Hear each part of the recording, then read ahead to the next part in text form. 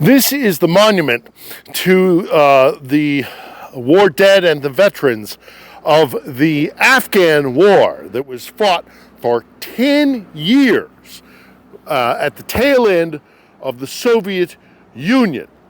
In those 10 years, the Soviet Union lost less than a tenth of the men that Russia has lost in 1 year of battle.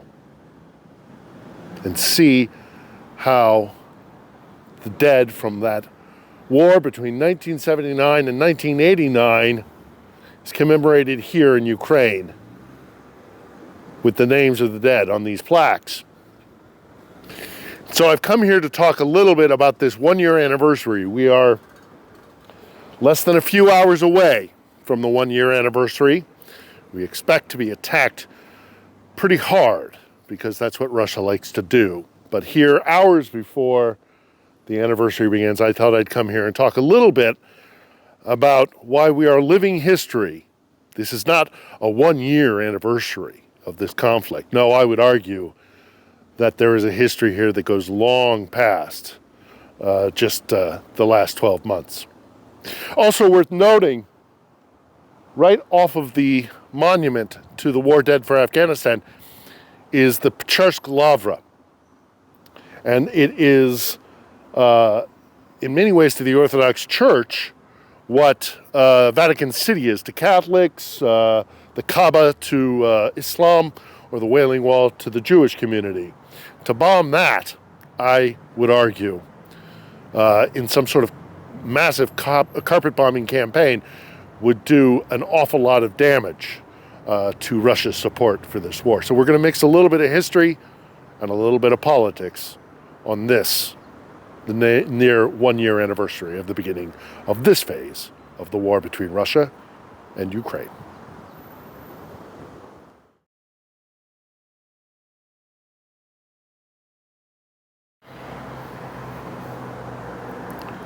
You know, it's been said that war is just politics by other means. Well, I think that's a load of bull, and frankly, coming from a Prussian officer in the 19th century who I regret is even still taught in military colleges around the world. Screw you, von Clausewitz. This is not a war that is politics by other means. For the Ukrainians, certainly not. This is a war of survival, which precedes any kind of political aspiration. No, they're fighting for their lives here. But okay, let's talk about the political aspects of things. If not in Ukraine, then in Russia. Now, Russia has a long history of turning on its leadership when wars are lost. There's a contract between Russians, by and large. Yes, we are willing to sacrifice ourselves for the Rodina, for the nation state, but only up to a point, and only if it is for good purposes, and if the war is conducted properly, and most importantly, if the war is won. So look back on the history of Russia, and you see things like Tsar Nicholas II deposed as the Tsar, the last Tsar, not least of which because of his catastrophic military adventurism against Japan or in conduct in the First World War. Or then this war, the Afghan war, which many say contributed to the downfall of the USSR, perhaps one of the main reasons why Gorbachev was so hated. Well, there's a lot of things to talk about when we look at this, and it isn't so simple. There are commonalities in history and there are differences. The commonalities are, yes, indeed, you lose a war and you're a Russian leader, you are liable to be deposed. Putin knows that. But how is Afghanistan and, say, the Russo-Japanese War different? Well, they were far away. Foreign lands, why are we so far away? Why are we fighting these wars? I mean, this is something that Americans and Brits will recognize in our own countries, this sentiment. This is, of course, different because Ukraine is on the doorstep, and Ukraine, with the Pecharsk Lavra behind me, is intrinsic to their sense of self in Russia.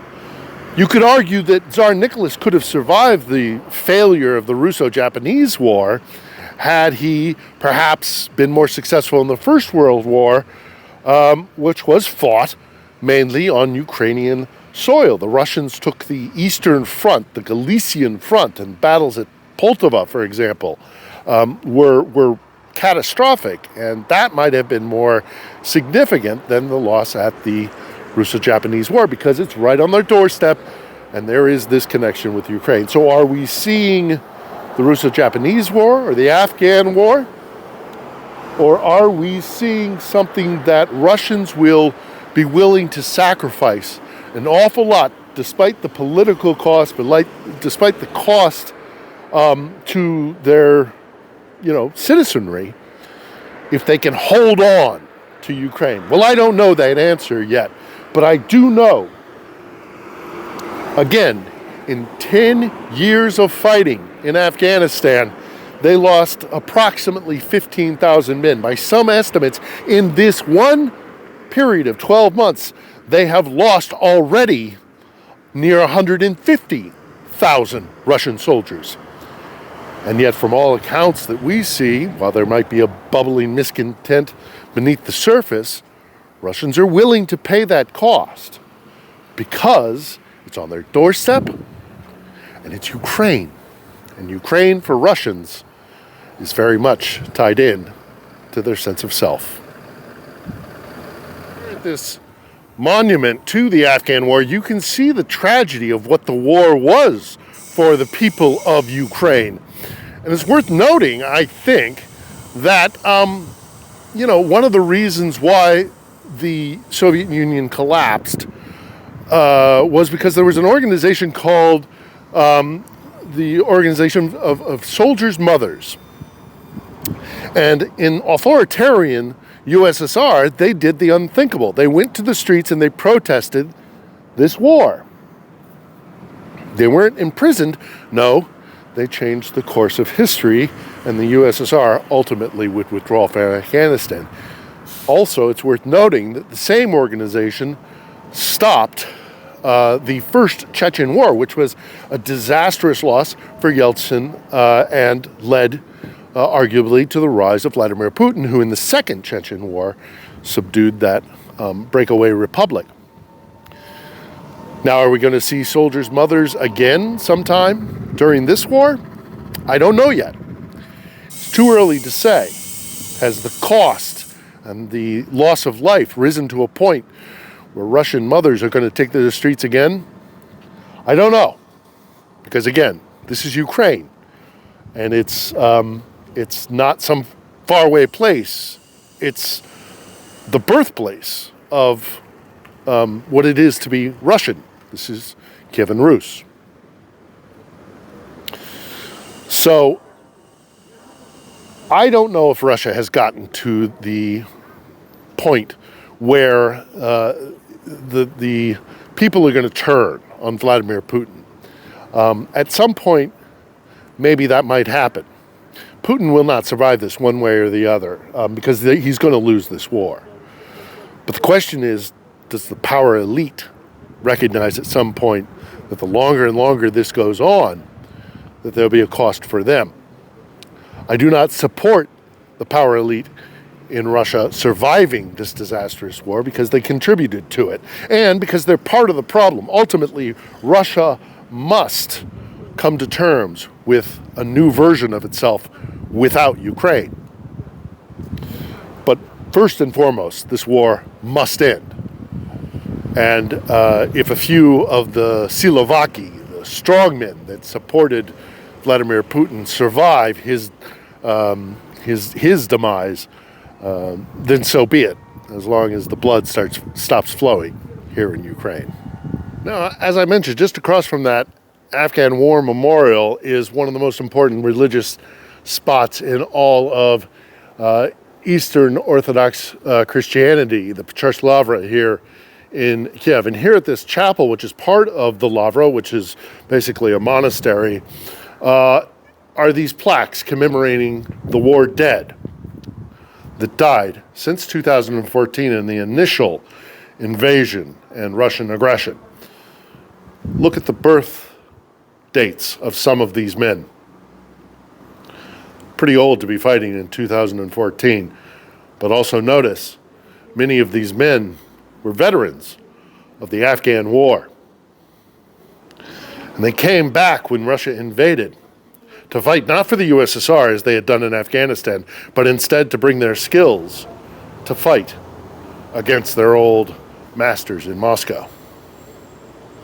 Such is the dedication of the Ukrainian people and the hopes that many of them have that this could be the last war where they fight against Russian dominance. Now, just a short walk away from that monument to the Afghan war and the monastery is this location in central Kiev called the Arsenal. And it's, I wanted to come down here and have a quick little chat because I think it's relevant, but I'll go back and I'll wrap things up when I get finished. It's relevant because this spot, the Arsenal, is where a full century ago there was another Ukrainian war for independence that failed. And it failed in no small part because of some unscrupulous Ukrainians who sided with Lenin's dream of a Soviet. And they barricaded themselves in this building. And you can still see the gunshots in the building. And they kept weaponry away from Ukrainian soldiers who wanted to fight. It's a really dark period in Ukraine's history. And aside from the Russian supporting Ukrainian general who seized the arsenal here, that war of Ukrainian independence fell apart in no small measure because the West, so exhausted from the First World War and for a variety of other reasons, refused to support Ukrainian independence. I would argue a black day for the West as well, and I hope it will not be repeated. But I came down here to the Arsenal because, again, it's important to recognize that was a full century ago, that War of Independence. It happened again when, like the collapse of Tsarist Russia and the Russian Civil War, Moscow was at a low point and Ukraine took the opportunity to try and seize independence. Well, it happened again in the Second World War with the Bandera movement, which I've already spoken to in other vlogs.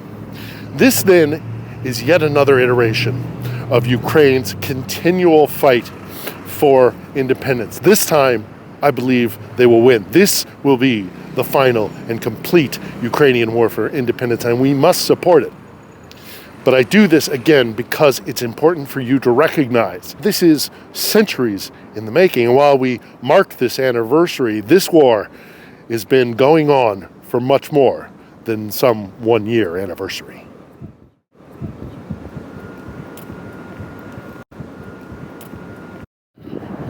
So what's it going to be?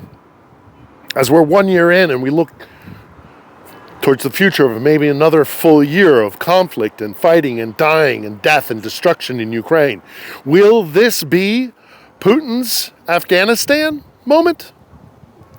Or Tsar Nicholas's First World War moment? Or Yeltsin's Chechnya moment? I don't know.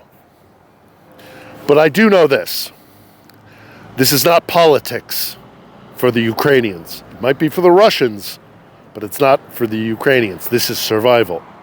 And if it is indeed politics, ultimately, for the Russians domestically, internally, well then, the West must stand with Ukraine and make the power elite and the those who would see war in Ukraine back in Moscow pay the ultimate, highest political price so that maybe this war can end.